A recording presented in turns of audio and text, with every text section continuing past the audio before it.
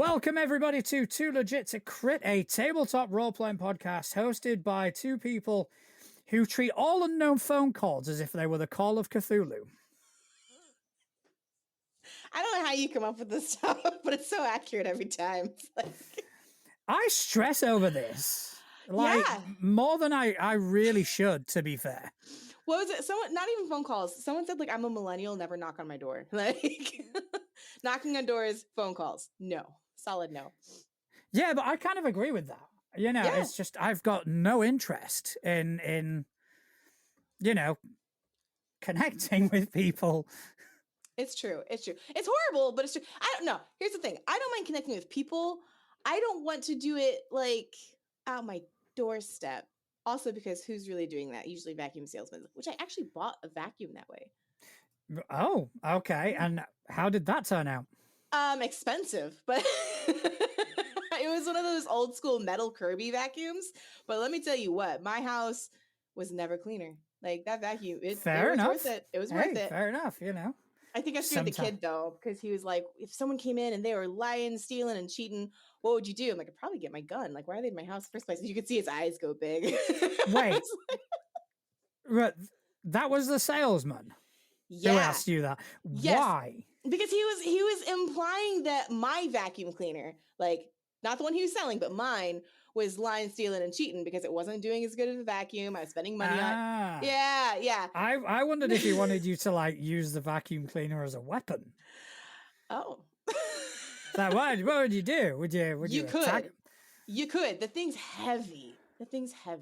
Actually, this does relate to tabletop role-playing games just slightly. I know you're not on TikTok a lot, but I know some people are. There's a vacuum barbarian on TikTok. And the way I found him was on pure accident.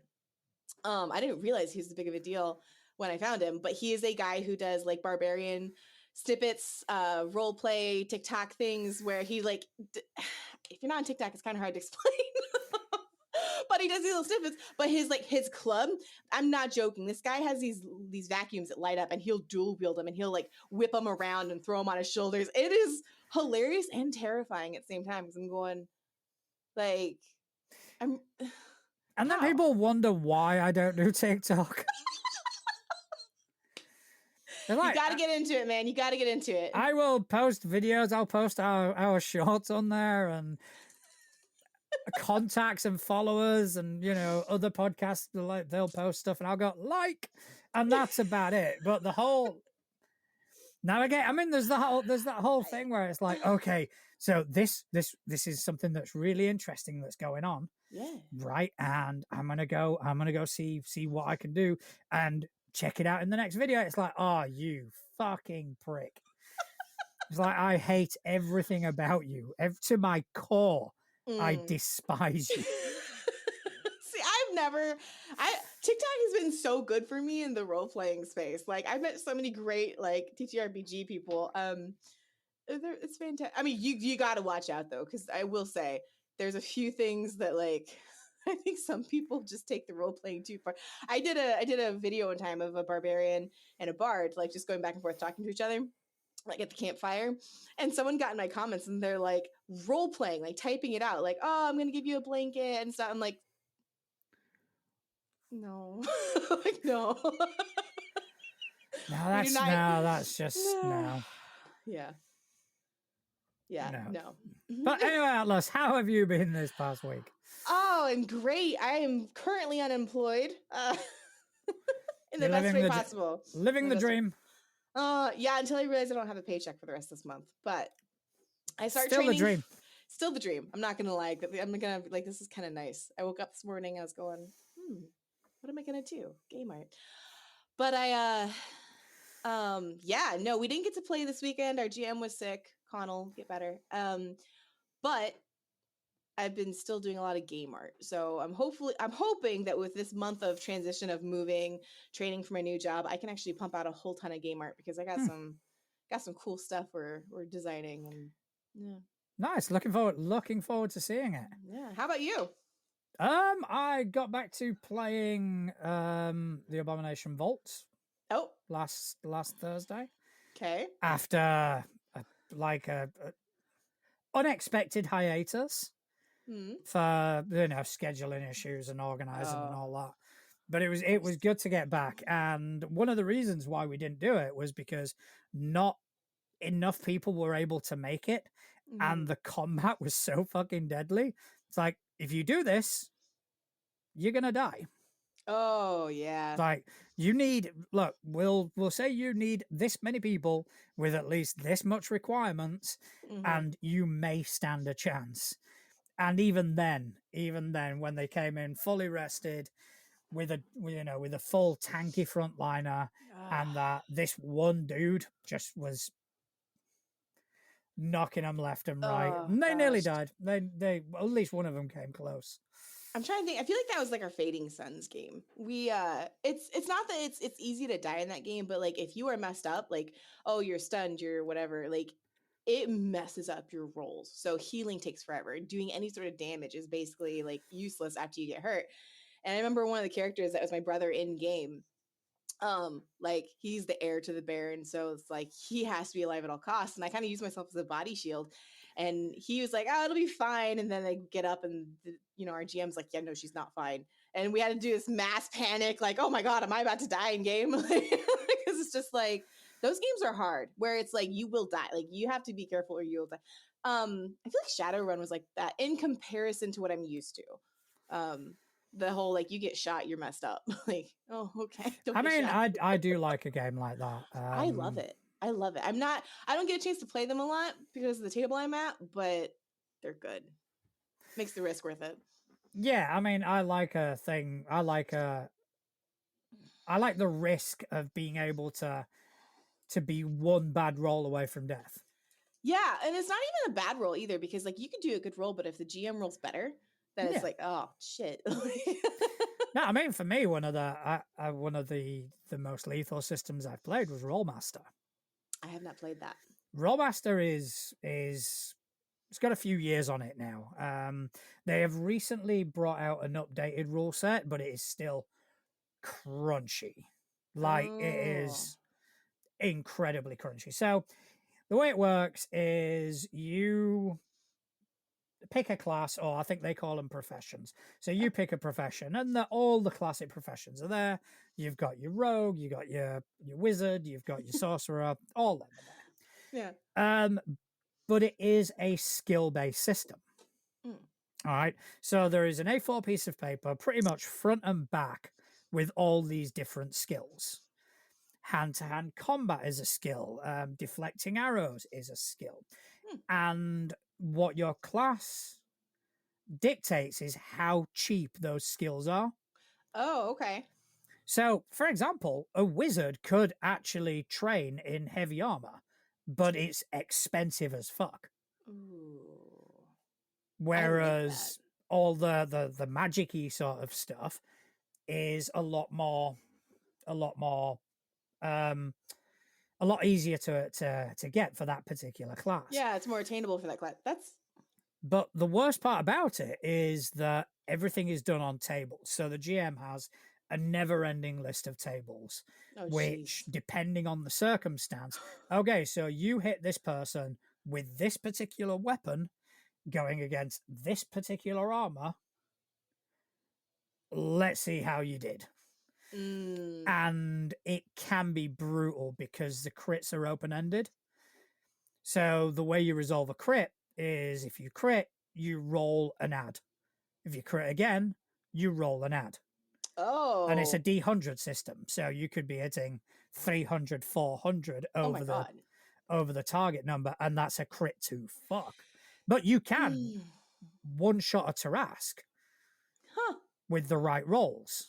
But then again, you can be like me, and as your wizard snapcasts a fireball and puts himself into a coma for 3 months.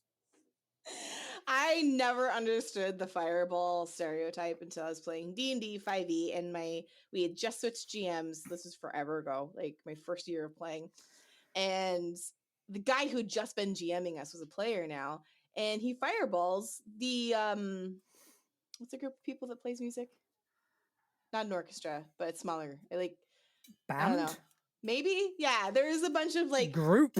musicians at a ball and he fireballed near them and it just had no survivors. I'm like, oh my God, what's wrong with you?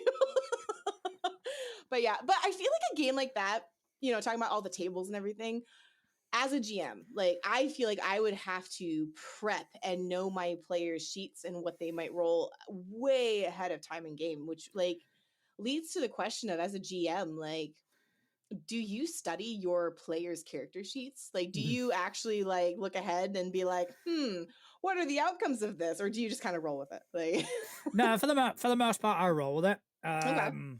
Because there's nothing that the players could possibly do that would potentially break the game without me noticing.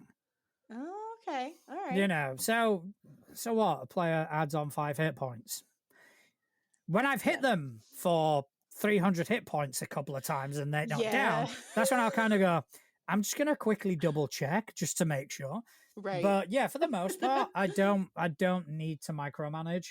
Yeah. That's the player's job. Okay. The players should know their characters, and that's... Oh, absolutely, yeah. So when they say, okay, I've got this ability which does this, unless it sounds fucking ridiculous, I go, yeah, all right. Okay, that's what this ability does. If I do have any queries, I'll look at it in between sessions.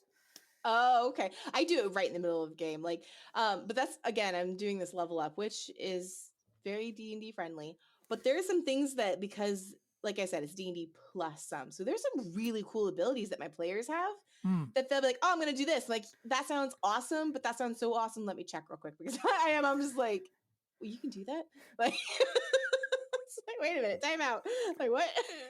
But it's been a fun switch so far.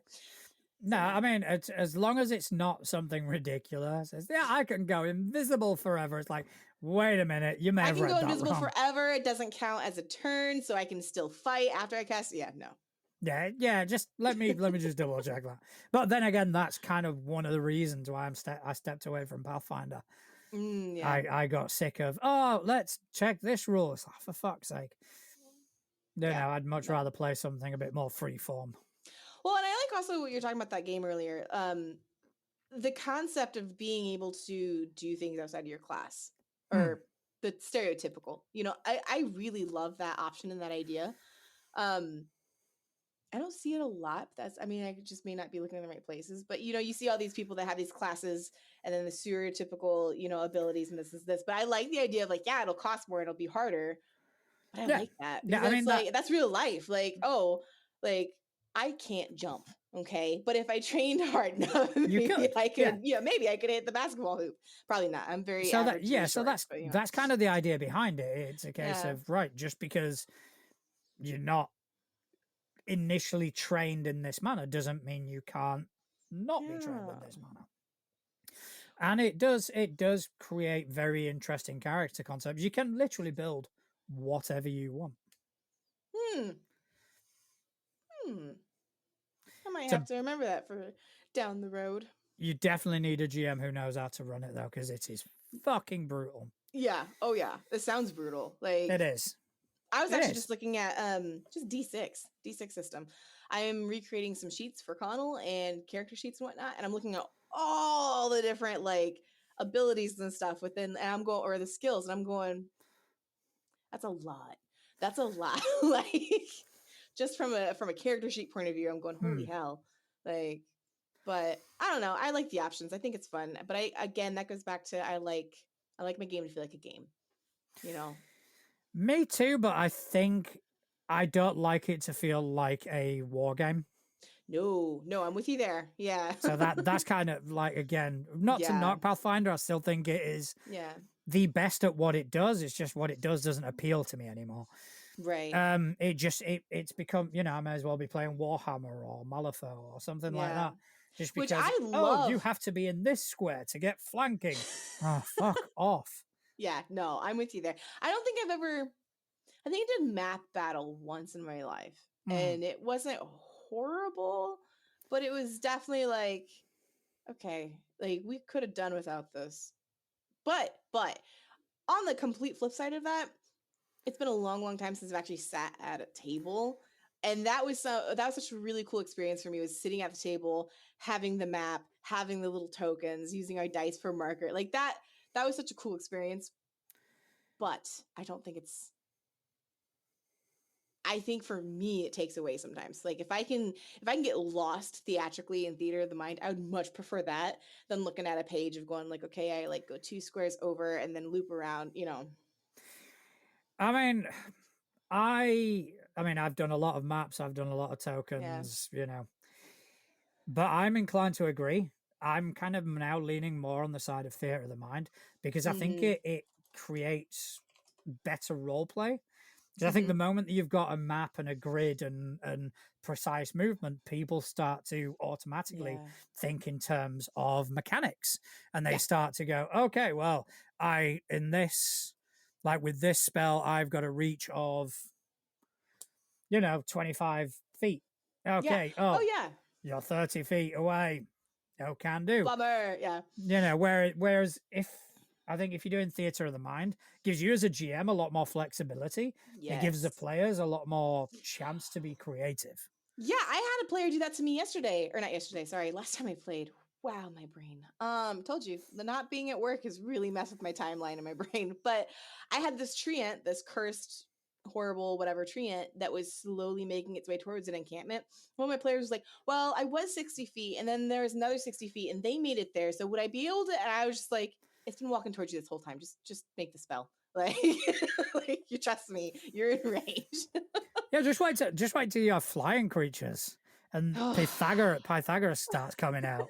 It's like, well, if I'm 20 foot horizontally, it must be. It's like, oh, fuck off. To the point where you just go, yes, you reach. I don't care.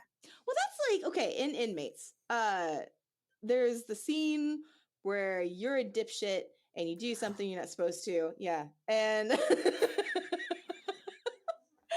and I remember when that scene happened, like we were able to role play through that scene. And I think that if Connell had stopped and be like, well, technically you're 15 feet away, so you wouldn't have heard this or that, like that would have killed it. But we were able to just role play straight into that. And it was this beautiful storytelling thing that made me absolutely angry.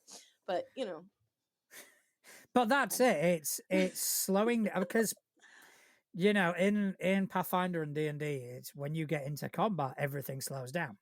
And I prefer systems where that isn't as noticeable. I prefer systems where the shift isn't, okay, now we're going into initiative. Now we need to start focusing on what our pieces of paper say, as opposed to what you want to do as a character. Because sometimes I'll want to do something. My character will want to do something. Oh, but I don't have the skill. Yeah. So it makes the amount of times that's happened to me. Pointless. We were playing Mutants and Masterminds, and I was playing like a really, really fucked up version of like Batman 2.0. Like I was Batman's adopted daughter that's mentally like emotionally cut off. Not the point. And I had all these to be cool fair, ideas. If Batman's your dad, right? You're gonna have fucking issues. Exactly. Like that was the whole. You would have loved that game, John. Like it was so dark, and not in like an overly dark way, but like realistically, like. Oh, it was good. But anyways, the point is, I'm on this truck, and I've got my crossbow because that's my character's thing.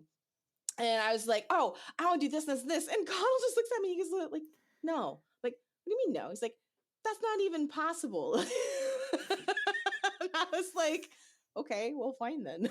I got all butthurt about it. But like he just said in the chat, like some people need to know the exact measurements, because for me, it is helpful for me to be like, I've learned to not ask, hey, can I do this and this? Be like, are they within 30 feet of me? You're like, yeah. I'm like, okay, this is what I'm doing. I've switched from can I to like, but it depends on the game, I mean, I kind of looked into running Pathfinder without maps and tokens, and so much is predicated on location. Spells, everything has a reach, everything, and it's like it's just not feasible. You'd have to hand wave so many things that you'd essentially, you might as well play another game.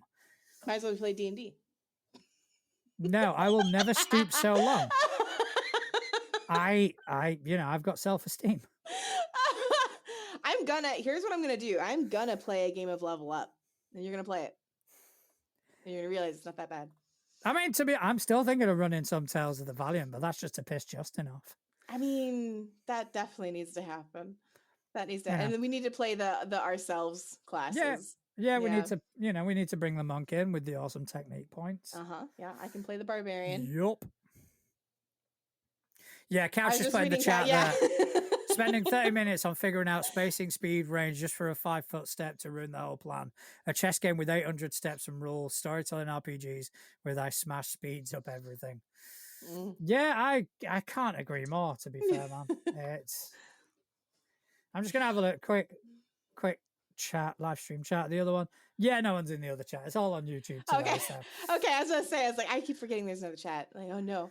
But to be fair, like I think it depends on the game, because there are some games where I want to sit down and I want to see all the fun little things that go with it. And then there's some games where I don't. Like, and I think it just depends on what vibe I'm wanting. Like, if it is a one shot, it's going to take 4 hours, the story's done. Yeah, a goofy little number, but... I mean, I feel like something like Pathfinder is more suited to people who like to play online RPGs. Because it is very much predicated on, okay, I'm going to get this and combine it with this and do that. And you're making a combination out of pieces. That's a fair point. Whereas other systems, I do consider them more role play friendly, as it were. Yeah. Well, I think that this might be a little hot. I don't know.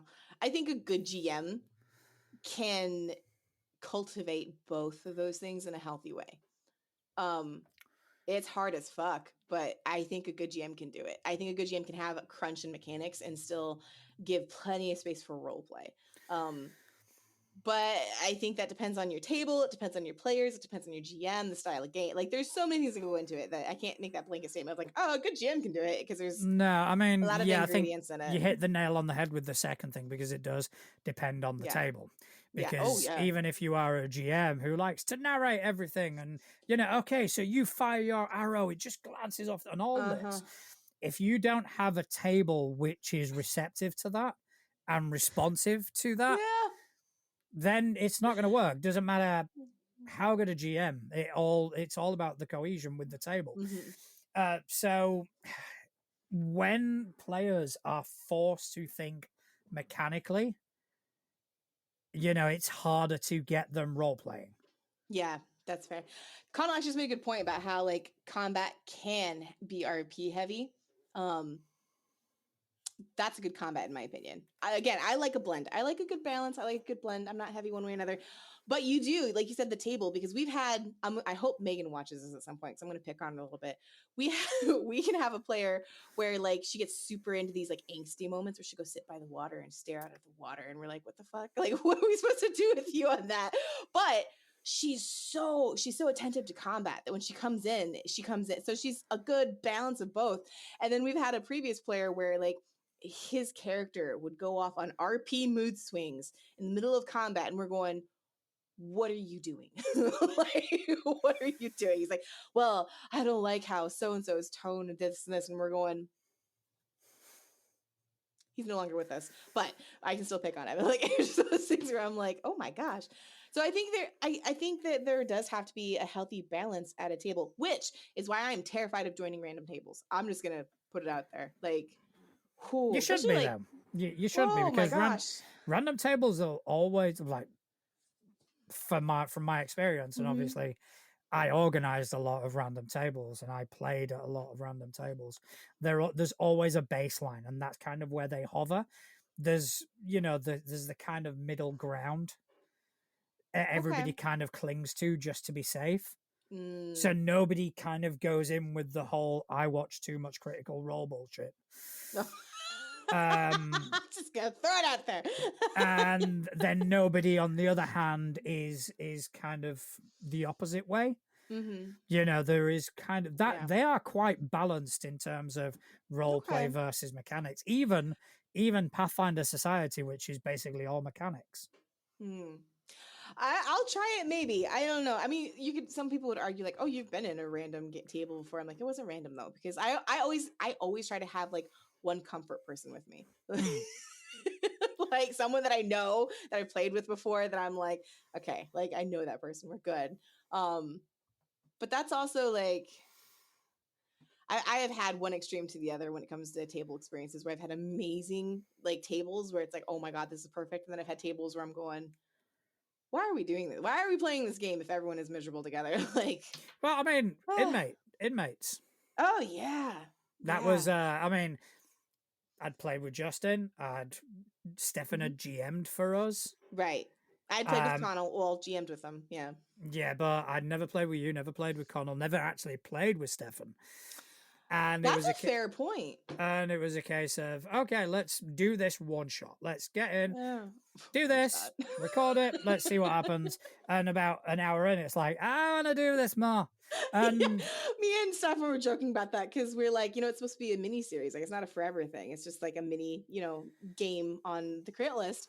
And then he's like, but what if we want to keep playing after it's done? I'm like, I know, I want to keep playing after it's done. It's like, maybe we can convince Connell to let us keep playing.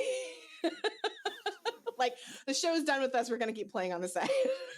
No, it was, yeah, definitely. It's good. And to be honest, it was quite similar when we played Call of Cthulhu. Although I don't really have the time to bring out another ongoing show. So that's pretty much, we will probably get to the same group of people, but it was just a really good group of people. We'd had a session 0, which went off the fucking rails. And it was a really fun time. And afterwards, it's like, we've got to do something again. And we will 100% do something again. And that's, like I said, I am such a broken record. Someone slapped me. I cannot wait to move. I want my own house. I want my home, but like, I want my time back. Like, I want to be able to sit down and be like, yeah, I'm going to run a game this weekend without being like, no, I'm exhausted mentally because I just, packed and unpacked and But that being said, I just saw his wait till you see what Couch comes in with. I guess Couch already has his character made up for inmates. Yeah, that is true. And speaking of Couch, I did say I don't have time to actually do another show, but Couch, if you wanted to do a fabulous show, we'd find we already were. Much like life in Jurassic Park, we will find a way. We will find a way. I was actually starting to call about that because, like I said, I'm doing a lot of game art, and there's game art I have to do. Like, I have game art for my personal table that I don't charge for. I have my commissions. But then I was like, I kind of want to draw Trey, my little blue mohawk. Like, yeah, I'd be interested in seeing Trey. Right? Oh, you'd be interested in seeing her for other reasons. But remember the Tifa? I'm lost. Oh, you didn't remember. Okay, never mind. I judged you prematurely. My apologies. We were joking that she's based off Tifa. Fair enough. Yeah, I'm a 41-year-old man. I mean, everybody likes boobs, but it's not for me. It's not a driving force anymore. This is totally off. You know what? We're not even going to go down that road. We're not going to go down. We will stay on topic. It is a gaming show. Hey, if you want to turn this podcast into talking about tits, right? Like, that's great. I mean, everybody loves them. I just never understood the Lara Croft fascination. Like, remember when perfect pyramids there. Right? Like, I remember being very young, and it was like pre-Angelina Jolie movie. Like, it was the original games, and people were freaking out about Lara Croft being hot. And I'm like, it looks like building blocks. What are y'all like? But to be fair, we didn't have an alternative. That was the best that technology could do at the time. And right then, I mean, you laugh now, but right then, looking back, it was like, holy shit, that looks real. That's fair. Fast forward a few, because it wasn't only Lara Croft. She's the prime example. But I remember because I was massively into Tekken. Oh, I was watching playing Tekken 1. I was like, holy fuck, this is the future. And and then obviously future games came out, and you look back at Tekken and just kind of go, oh, that's rough. That's fucking rough. Yeah. I actually, when we were designing Trey, and by I mean there was no designing Trey. Literally, Couch was like, what do you like? I'm like, these things. He goes, ooh, that doesn't really work. We'll go with this. I'm like, okay, perfect. And then I just kind of on a drive home from New York, which is a 10-hour drive. I'm on the phone with Connell. He's helping me stay awake. And I was like, are they just going to have a blue mohawk? When the designer kind of like Tifa, but have the attitude of the kid from Cowboy Bebop that I always forget the name. Fair. Yeah. Yeah. And I was know like, who you mean. Yeah. Couch in the chat will probably contribute now that you've mentioned anime.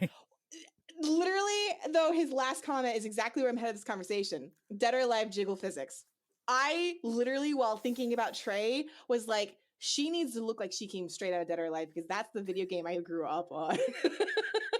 Hey, I'll tell you what, in terms of video games, Dead or Alive, apart from the obvious, had some of the best grapple mechanics in also, any fucking game. Storyline, hello. Like, can we talk about the way they weaved all those like character storylines? And it was great. It was great. And to be honest, one of the better of the like movie conversions back in the day. Yeah. It was shit, but it was less shit than others. Remind me to ask you about Tales of Virtue way down the road, or Warriors of Virtue, not Tales. That is neither here nor there. That's another podcast completely. I have no idea what you're talking about, but I can't wait to find out. Yeah, it's going to be wonderful. Oh, you know what? That's what we're going to base our Tales of the Valiant game on. I'm just telling you right now. All right. Warriors of Virtue. It's very monk friendly, so Justin will hate it. It's elemental, so it's kind of magic-y, and everybody's a kangaroo.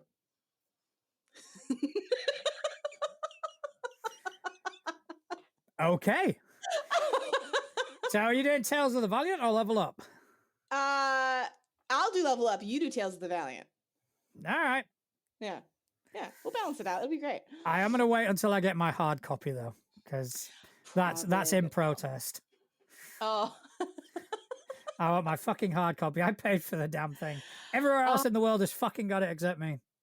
You know what I absolutely hate? Speaking of hard copies, Kickstarter launched for their Void Runner, launched on Kickstarter right as I like finished my job. So I actually super tight on what I spend money on, and I'm just like, man, like I could go without food for a week, like. I mean, I'm sure you can just eat like tins of beans or something for a week. Yeah, I'm pretty sure there's like, I think there's some corn up there, like in a can, like canned corn. Hey, rice. Don't even joke. That's like my number one. I live off rice. Rice in a rice cooker. You're fine. You'd be grand. Yes. Rice in a rice cooker and tuna. I get tuna and put it in my rice, and it's amazing. Yeah, that actually sounds quite good. Yeah. Yep. But so we were yes. Hey, I do have one thing. Connell wants me to spoil the idea. Tell him about the Tidehaven thing. Okay. We played Pathfinder. No, it wasn't Pathfinder. I'm sorry. We played Savage Worlds. Because we were going to switch it to Pathfinder. And we did a pirate game, Tidehaven. It was amazing. This is where I played my half elf, storm, paladin, everything. Everyone loved the game. Everyone loved the characters. The game mechanics themselves of Savage Worlds just didn't fit. And we ended up switching games. Okay. Connell is frequently switching games with the premise of we will go back to it later. And to be completely honest, we've gone back to characters and games before. However, he wants to take this Tidehaven team, this like pirate group, and translate the entire storyline to Void Runner in space. So doable. It's very doable. I'm curious how the hell he's going to do it, but I'm super excited. Honestly, it shouldn't be that hard. It shouldn't be that hard. Yeah, I don't know how like fantasy-ish Void Runner is going to be, but even if you make it fantasy-ish, you basically add in, because Void Runner is the space version of Level Up, isn't it? Yes. Yeah. Yeah. So basically, if you need to grab stuff from Level Up, do that. I'm hoping that it is like the Starfinder equivalent, where there's still going to be elements of fantasy in it. Even if not, like you said, I can grab it and run with it. Well, Connell will, because Connell's running the game. But no, it's perfect. It's perfectly doable. But it's super exciting. I'm looking forward to it. I'm a space geek, hard, but you know. Yeah, I've been looking into doing a bit more sci-fi stuff as of late, because I think my niches kind of need to expand a tiny bit. And the only real sci-fi experience I've got is Starfinder. Oh, really? Which, don't get me wrong, like it, but for very much the same reason as kind of ditching Pathfinder, I want to ditch that as well, and probably pick something up a bit more fluid or a bit more neat, like a bit more Yeah. directed. I'd love to play the Alien RPG. Me too. Yeah. Yeah, I want to play that so bad. I don't know why. Like there's like you can go into like the psychology of like when I was done with school and my mom's cooking dinner and she didn't want to like deal with me. Her like, oh, go and do this for a minute. She'd stick me in front of the TV and throw on like Babylon 5 or Star Trek, Yeah. things like that. So like I think that probably has a lot to do with it.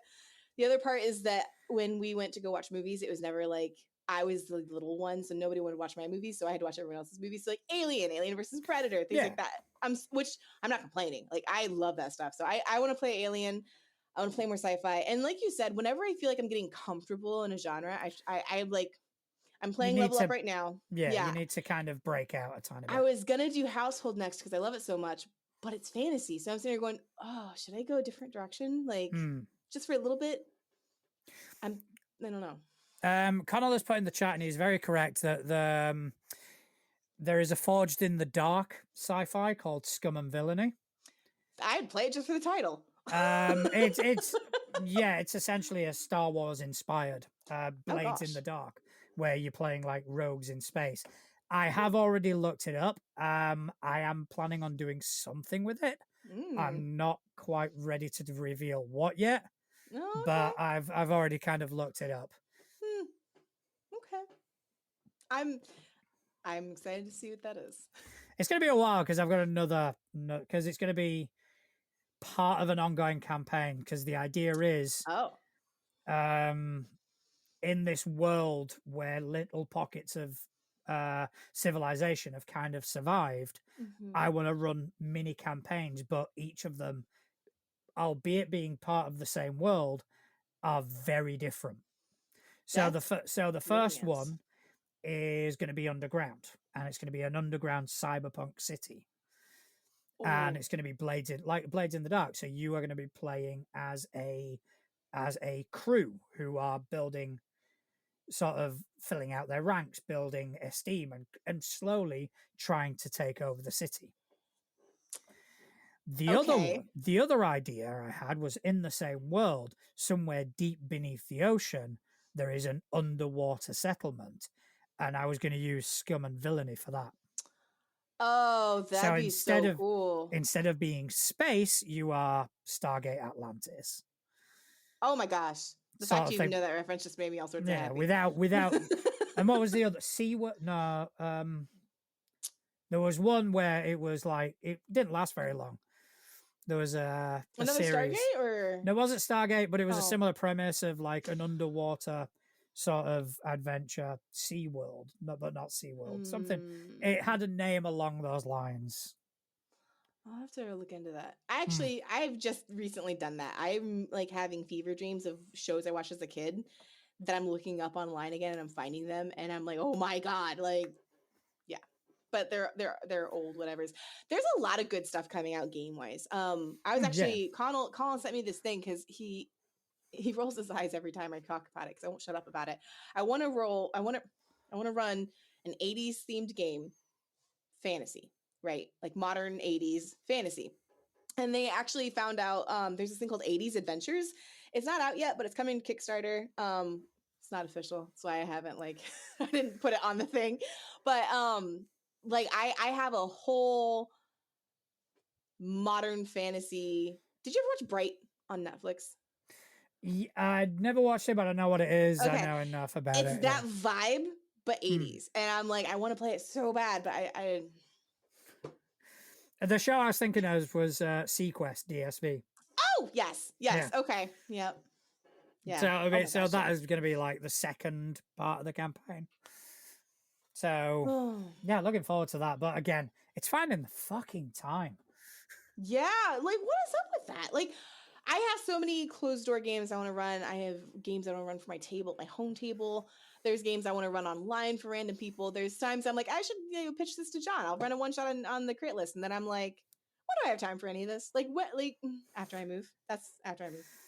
Yeah, I mean, it's like this with me because I still need to run Delta Green for you guys. Yeah. I've got a game with Craig coming up, playing his Persona and Yes. Shadowlight and Persona. Yes.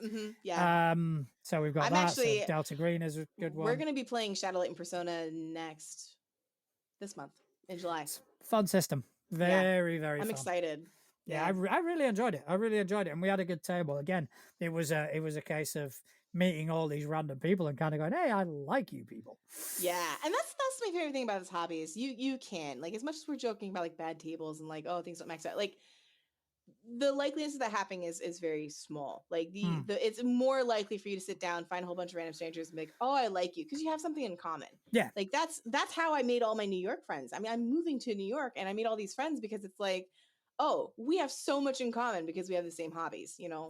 So it works out in the end, and honestly, it's worth it. It's absolutely worth it. Yeah, I mean, to be honest, like this whole thing, this whole sort of project since we started the podcast and getting on threads and meeting people such as yourself and Connell and Stefan, and the list is endless. The amount of people that we're getting to know and interacting with, and getting to play games with these people is fucking phenomenal. I love it. It's amazing. It really is. I have been slightly quiet on social media lately just because I've been kind of like, I slept so much this weekend. I feel like my body, like the lack of stress caught up my body and it just went, okay, peace out. And I was like, I woke up twice and I was like, I woke up, I'm like, all right, it's time to get up. I'm just gonna, this is nice. And then I was out again. And I was like, what is going on with my body? But hopefully I'll be able to regulate soon. No, for me, it's just constantly busy. Yeah, well, you're one of those, okay? You have kids, you've got like this actual job, like, you know, actual job. I don't know, it's not an actual job, but you're not only like on this stuff, but you're editing it. Like, you got a lot, you know, at some point we're gonna start delegating. At some point, but right now I'm, but I mean, I think I was talking to Connell about it on Threads the other day when he's mentioned something about he's gonna plan to do nothing but not really do nothing because apparently he's been told that he can't sit still. It's like, hey, that's just me. I'm like that. Yeah. I will end this show tonight. I will get Riverside to do the couple of things it needs to do. I'll go to the gym. I'll come back and I'll start editing in order to release tonight. Which is awesome. And like, I'm all for it. That's what I'm gonna be once I move. Once you move, I need a shirt. That's gonna be the shirt once I move. Like, once Atlas moves, the move is coming. Yes. I think we can do better. I think we can do better than that. I think we can do. I was like literally sitting here going, this will be, if we move it, like if the move goes through this month like it's supposed to. We're having issues with the seller's lawyer. That's a whole other story. But like I will have moved three times in 6 months. That's a lot. That's a lot in 6 months. It's a lot. I'm tired, man. Like just the thought of like packing up my boxes and moving 3 states away again. I'm just like, I don't want to do this. Like this is exhausting. So do we actually have a date for the move? Do we actually have No, we literally have everything is taken care of. Everything. We are waiting for the seller's lawyers to get us title work back. My real estate agent, my lawyer, like all of they are very aware. I start training on August 5th and they're like, we need to get, this sold, we need to get moved in, we need to get a close date. And their lawyers are just like, oh yeah, okay. I'm like, okay. But you will be leaving your house at some point. At some point, yeah. If worst comes to worst, there might be a week or two where I have to do this show in Connell's bedroom again because I have all of my new gear for my new job going to his house because I don't know when I'm going to be up there. So I'm like, hey, I may be like camping out in your living room for, a couple weeks training at my new job. No, that's quite all right. We will work around you. Yeah. And we have, I mean, just to give people an early heads up. Yes. We will most likely be switching days. Not time, right? Not times though, just days, right? Times we can look into. We haven't quite landed on that, but obviously with new jobs, new responsibilities, new timetables, we are going to have to kind of work around that. Yeah. And we may go back to doing Sundays because obviously Justin's out for the foreseeable future. Yeah. And a lot of the reason we were doing Mondays was to kind of accommodate for his personal situation as well as my own.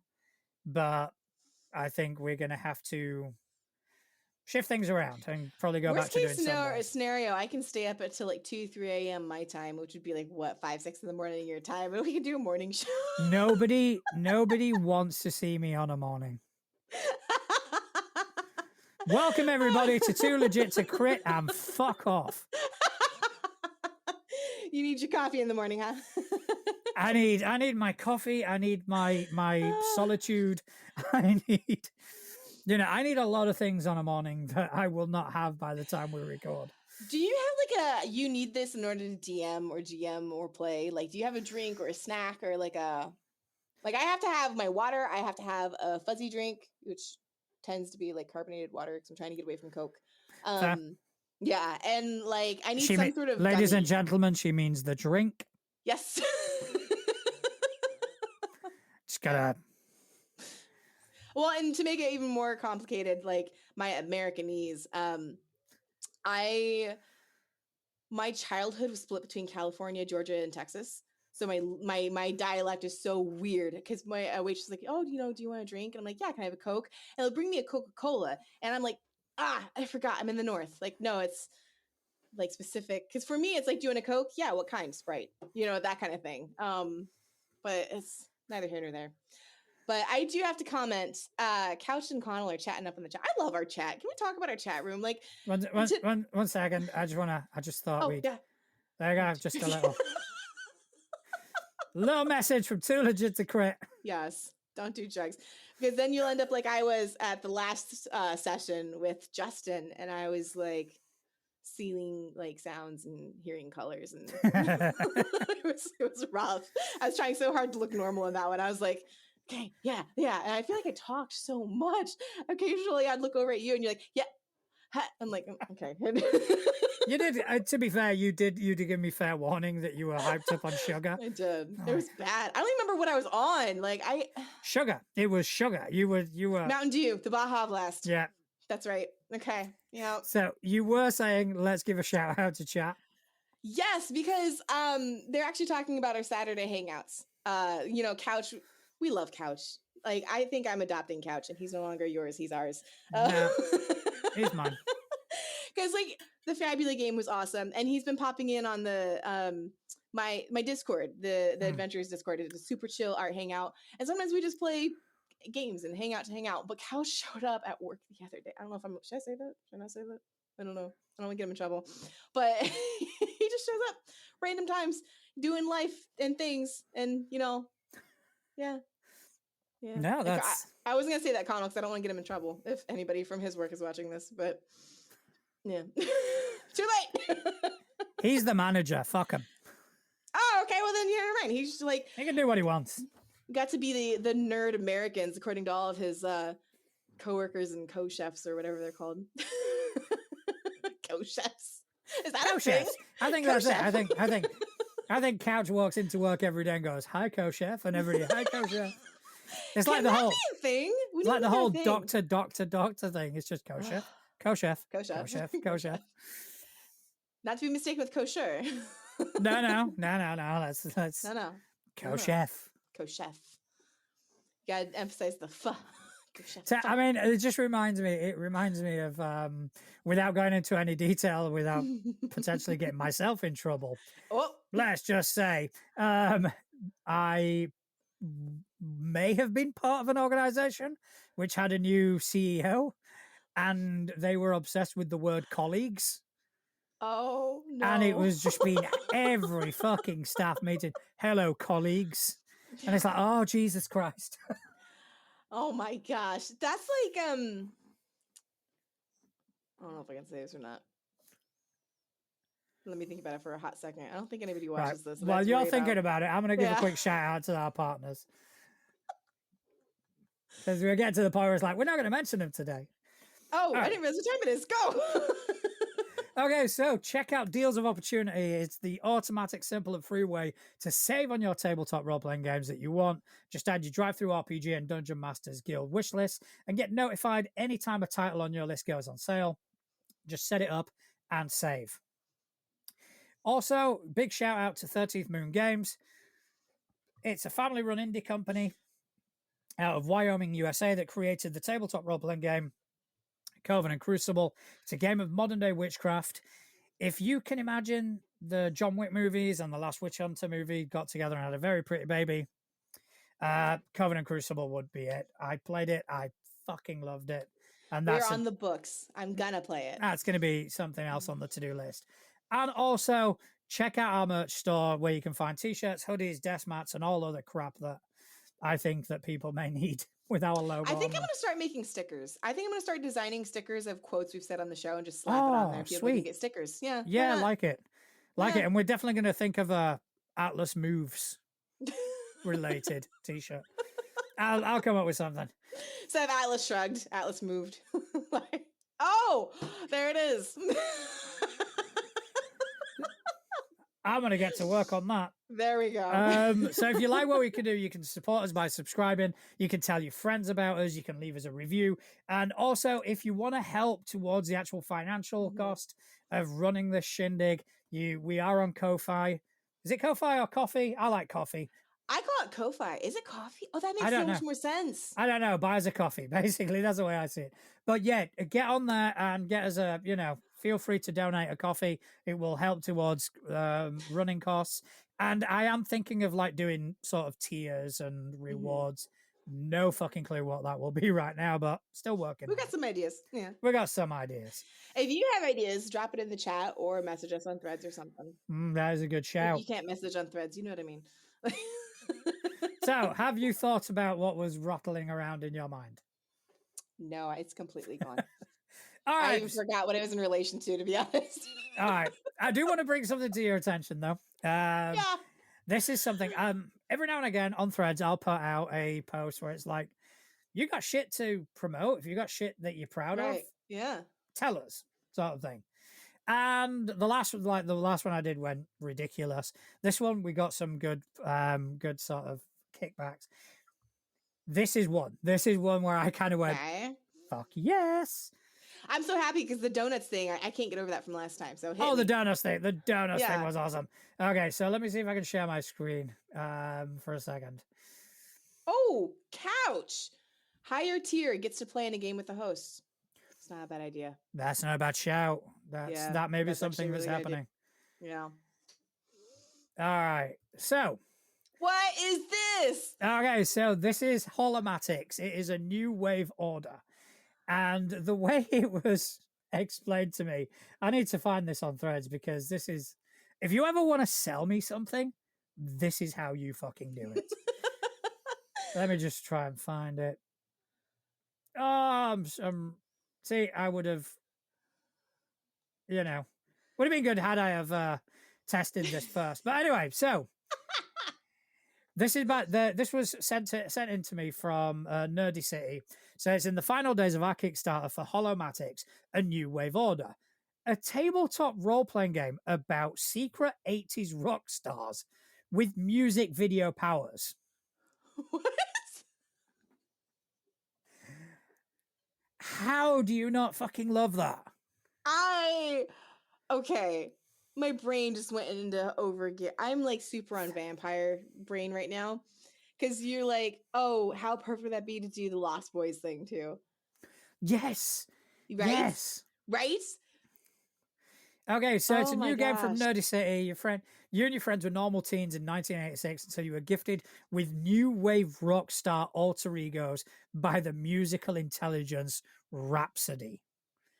Now you can use the outrageous powers of the videosphere and your own heart to inspire the world, fight against the riotous shriekers and alien compellers, and still try to make it to history class on time. Oh, man. I love this. Yeah, me too. Do we know anything about the system? Like, what is it? No, I haven't looked that far ahead.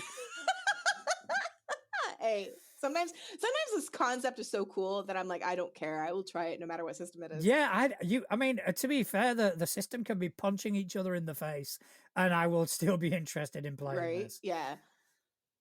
Oh man. But they do have some actual plays, which Okay. I'm That's always helpful. definitely going to be checking out. Yeah. I think it's just absolutely fantastic. Yeah. You know, so the Holomatixx persona gives you normal teen both. Gives your normal teen both perfect pitch and perfect disguise. Who needs a mask when you have the wildest 80s fashions? That is so You accurate. develop your band. You make real live music videos using your vibes, riffs, and quirks.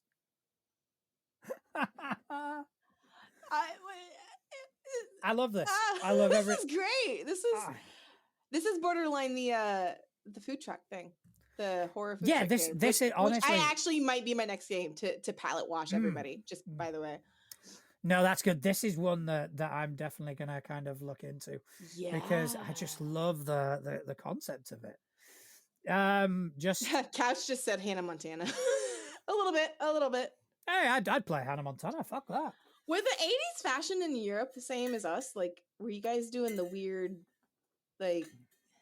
I was young in the 80s. I like to think so.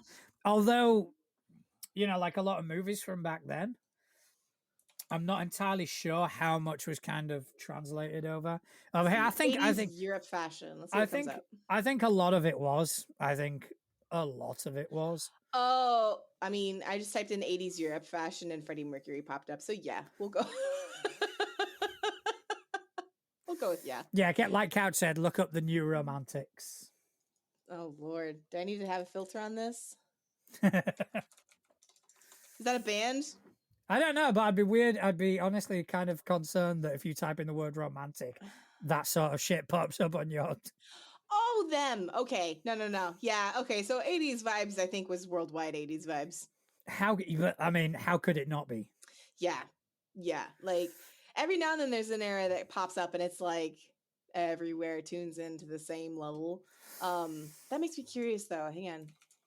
Okay, what we're looking for? I am looking up 80s Japanese street fashion. Yeah. Yep. 80s was a phenomenon, and it's it's still loved to this day. Yeah. Oh, absolutely. Like my comfort like clothes. My girls make fun of me because it's like I look like I just popped out of the 90s. It's not the 80s, but it's the skater pants, it's the loose baggy, the colors. Yeah. Yeah, I mean, yeah, you gotta love the 80s. And like any game which kind of like yeah, helms the 80s. I can't think of the word I was looking for. I went through a slight 80s revolt, I guess, because I knew a lot of guys in my area that were like the metal 80s, like, and they were assholes. There's no way around it. And that kind of turned me off of it for a bit until I discovered like 80s synth music. And then I'm going, okay, now we're good. Like Lost Boys, 80s synth, I'm good. Like that's what I want. Right yeah, there. I was 8 when the 80s finished, so I was a bit young to kind of. You're not. Wait. Oh, math. I got it. Okay. Yeah, math. It's when you get a number and you add on a certain amount of numbers, it gets you to another number. So that's kind of how that works. I would say math is hard, but I can't because English is hard. So. But yeah, I didn't really partake too much in the whole 80s fashion, and I don't believe my brothers do. I've got older brothers. I don't really think they were massively entrenched in the 80s fashion either. I don't have any pictures of my family, like my parents from like I it's never like, oh, that was the 80s. It's almost like it goes from like them being super, super young to boom 90s. Like all of our family photos are from the 90s, which is when I came into the picture. Yeah. And it is 90s. Like, oh yeah, 90s. Don't get me wrong. In the 90s, I did have an aesthetic. We'll leave that benched. All right, so I'm not only getting an airplane to Europe, I'm going to go hiking through your house trying to find pictures. To be honest, I don't have any. Like, what? no, I mean, probably. I mean, I don't even have any pictures of me I as have a me as a really goth good- boy. What? No.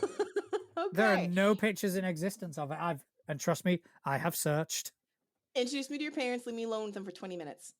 Connell literally sent me to drop his parents off, and an hour later, I went through all of his baby photos and stuff. Like I don't know. I have this thing with parents. I love parents, and they just want to show me all their pictures. So, Oh, my parents will share. I mean, yes, let's go. They could have never met you before. You could knock on their door to try and sell them a vacuum, and they would be going. Do you want to see some pictures? Yes, absolutely. All right. This is him when he was still a sweet little boy. You had a phase? I did. My sweet little boy phase lasted until probably mid-teens. I can't find a single picture of me that doesn't look like I'm not up to something. Like I look like I am a ball of mischief in every single baby photo I have. I wasn't mischievous, but I was a lot of times the instigator, and I'd get people to do stuff because that'd be fun. Okay, shocker, liberator. I mean, John. Yeah. Mm-hmm. Well, we play to our strengths. I guess. Now, another thing that crops up on threads, which I don't have much for other than the thread itself, but it sounds fucking phenomenal. Okay. This was sent in by Adrian the Writer, and it is, I'm working on a game called Starborne about witches in space. I saw that on your threads, and I was like, oh. It's set on Menagerie Station, a city-side space, free-floating space station somewhere in deep space. It's a place of magic and piracy, full of various peoples and cultures all working and living together, hidden from the strict gaze of the Inquisitors who hunt magic users in the name of public safety. That just sounds amazing. It sounds amazing. You know what I love about game designers or people writing games or whatever you want to call them right now is that people are literally going, I like this, this, and this, ball it up, throw it into a game. And I'm like, okay, yeah, absolutely. Yeah, it's like when we were interviewing our peers, like, yeah, okay, so I had an idea for Vikings, and it's like, oh shit. I still can't get over the Bug Samurai thing. Samurai Bugs needs to happen. Yeah. Samurai Bugs needs to happen. I might just like throw that into my household game. Might as well. Yeah. I mean, you could potentially use Songs and Sagas for it. I could, but I really, really need to learn the original household stuff first. Speaking of Two Little Mice, I do. If anybody wants to get me a birthday present, I want Outgunned. If anyone gives me a birthday present, I want household hardcover copy. Apparently, it sells mainly in Europe, and that's why it's really expensive to get it over here. So, okay, I tell you what, if I can get it, I can see about sending it. Yeah, I'll pay you for it. Because that. They're Italian, right? I do believe so. I do believe it is an Italian company. Yeah. Yeah, because the only hardcover I can find that will like ship to US is eBay, and it's like double the price. Really? Yeah. So, of course, I could also just have to look in the right places. So Connell just bought the Outgunned bundle. He wants the physical book. To be fair, I am kind of inclined to get the physical book as well. I just like the idea of having like a narrative action movie. Yeah. Yes. That just sounds looks so good. Yeah. I keep calling. I'm like, what are we gonna play that with? He's like, I don't know. I'm like, figure it out. I mean, that's the sort of shit that I would homebrew. It's like I don't. Yeah. Oh yeah. I'm that annoying player at Connell's table where I'm just like, hey, so what do you think for game? He's like, I don't know. It's like the game isn't for another like 2 weeks. I'm like, so what you thinking for game? I'm a menace. There you go. Couch has put quite rightly in the chat. PDFs for John is back. Yes, PDFs for John. Okay. Yep. So, Charity drive. Oh no, that's the wrong. That was the wrong one. I've never done a recreational drug, ever. Like, ever. I don't want to comment. Yeah, I was gonna say no. Like legit, I think I'm too scared. Everyone's like, like they found. Like, nah, like the amount of health issues wrong with my body, I don't even want to take that risk. Like, no, good. Action Flicks book has rules for space. Yes, anything for space. PDFs for Juan. Juan. Do you want to buy a PDF? Hey! Yes, I want one. I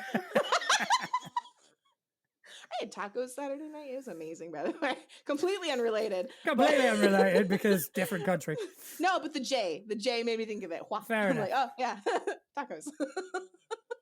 I mean, Spain has tacos. Spain also has a gorgeous princess. I just found out. You probably know more than me. You probably know more than me. I've kind of disconnected from that for a while back. Okay, that's fine. Yeah, no, that makes sense. On top of the fact that I'm not a royalist, as it were.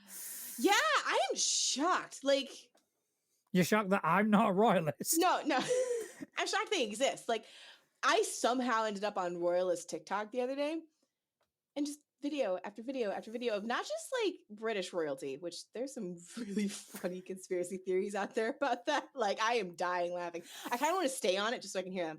But like countries all over the world, and I'm like, I need to do like, I don't know, I need to turn that into some sort of game of some sort. Oh yeah, I mean, I've met a fair few people who are like, oh, the royal family can do no wrong. It's like, beg to differ. Someone made a comment about like, you know, after the queen passed, like everything's gone to shit, and they're like, see, she was the alien making it all work together. I'm like, what? Okay. Yeah, but I mean, yeah. I've heard a lot of the weird conspiracies, like everybody's lizards and shit like that. Oh yeah, and the robot people, lizard people. There's a whole bunch of stuff. We should make a conspiracy game. Like, you have to solve the conspiracy, figure out which one's real, which one's not. Yeah, I figure that could work. I don't know how we do it. Almost like an X-Files vibe, maybe, but yeah, we'll think of that. We'll think of. I mean, to be honest, Delta Green kind of leans into that quite a bit. I was actually, as I said that, I'm like, I wonder if Delta Green kind of has that corner I covered. would know, but you know, I'm kidding. I'm giving you a hard time. Like, I have room to talk shit because like I have no time for anything. No, but when you move, you will. Yes, when I move, I will, and I'll have a whole room of just like game. It's gonna be wonderful. No, I mean, that's the dream. I want a games room. But it's weird because I'm not the sort of person that invites anyone around my house. So I'd be like, I'll have a games room for me. I love having people over at my house. Like, I am that. I used to host my D&D game at my house, and I bought like Starbucks drinks for everybody, and I bought pizza for everybody, and I'd make all these side chips and dips and special things for everybody. Like, it was a whole ordeal. I don't know why I'm like that, but I'm like, if people are coming over to game at my house, like I feed everybody. I make sure there's special things for everybody. Like, I love it. I mean, I think if once I get the space to do it, I probably will. Yeah. But like Couch said about a paella, I was like, yeah, I'll do a game night paella. Oh, there you go. There you go. See, let's there you go. Let's keep it healthier than other options. And your traditional pizza. I think my goal. Listen, there ain't nothing wrong with pizza, okay? Pizza is like my comfort food. But you know what's funny? Wait, do you guys have Pizza Hut? Yeah. Okay. Pizza Hut is not fancy. It's not healthy. It's not even great quality half the time. That is my feel-good pizza. Like, no matter what, if I'm having a day, if I'm sad, if I want to celebrate, like, Pizza Hut. Yeah. There's better pizza out there, but that's my comfort food. Like, I haven't done Pizza Hut for a long time. I've found a pizza place that I like. It's, price is reasonable. I don't mind the pizzas. They're quite good. You can walk to a pizza store from my house. My new house. I can walk to one from mine. I'm so excited. I don't, but I can. I'm so excited. Yeah, there's a Stewart's, which has like ice cream and subs. There's a pizza place, and there's a coffee place that I can walk to. And I'm like, see, I walk to all those places. I get all the snacks. I come back. I game the hell out of my weekends. Like, if I have my way, I will possibly be running a game every other week. Interesting. Yeah. I mean, mostly like mini games and like one shots, but yep. if I have my way. Yeah, I want to get in on that. Yeah, absolutely. Yeah, definitely. good stuff. All right, and I think that's about all we've got time for tonight. All right. It's been absolutely lovely catching up with you. Absolutely. Absolutely. All the right. first Monday of freedom. Woo! Yeah, there you go. You enjoy. What are you going to do now for the rest of the week? I don't know. I've never had this much just like, I don't know. I'm going to maybe do some game art, maybe order some pizza. Why the fuck not? Exactly. Oh, hang on. Connell has one more question. Okay, Connell. Type faster, Connell. Type faster. I've got editing to get to. Best D&D class. What? Why? Why? Fighter. Fighter. I don't know. None. Fighter. It's D&D. Definitely fighter. Oh, you hush. Okay. You biased old man. But definitely fighter. Dual wielding battle master. Yeah, that's the way to go. I'm thinking a Pinkerton anti-paladin. What? Oh, okay. That took me a second. All right, there we go. There we go. I've answered my question. Final question of the day. All right, so that was a random final question from Connell. Yeah. All right, okay. He's on cough medicine. Fair play. Let him enjoy it. Yeah. Okay, so just a big thank you for everyone who joined us in the chat. You guys are amazing, and it is great catching up with you. I want to thank you for joining me this evening, Atlas.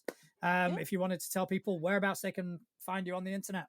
Yes, atlas.ursa on Threads, Instagram, the TikTok. I have a Discord in all of my bios. You're welcome to join it, hang out, super chill. It's, you find me wherever you want to find me. I'm super interactive. You can find me in most places at Natural Juan or at Natural.Juan. I'm mostly active on Threads, but I'm also behind most of the social media involved with the channel. So you can interact with us on Threads, Instagram, Blue Sky, Mastodon, just wherever you like. Don't hesitate to get in touch. Say that 10 times fast. Mastodon. Mastodon. I'll tell you what, it's probably the best named social media thing.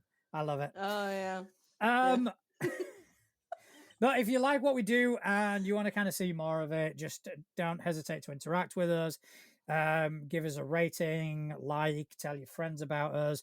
And once again, if you really want to contribute to the cost of running this, then you can always go to Coffee or Ko-Fi, as it may be. Let's stick with Coffee, and just give us a donation there. We appreciate every little contribution that anyone can give us. But most importantly of all, I want to thank every one of you who's decided to spend some of the valuable time listening to two idiots waffle on about tabletop role-playing games. Thank you very much. Good night.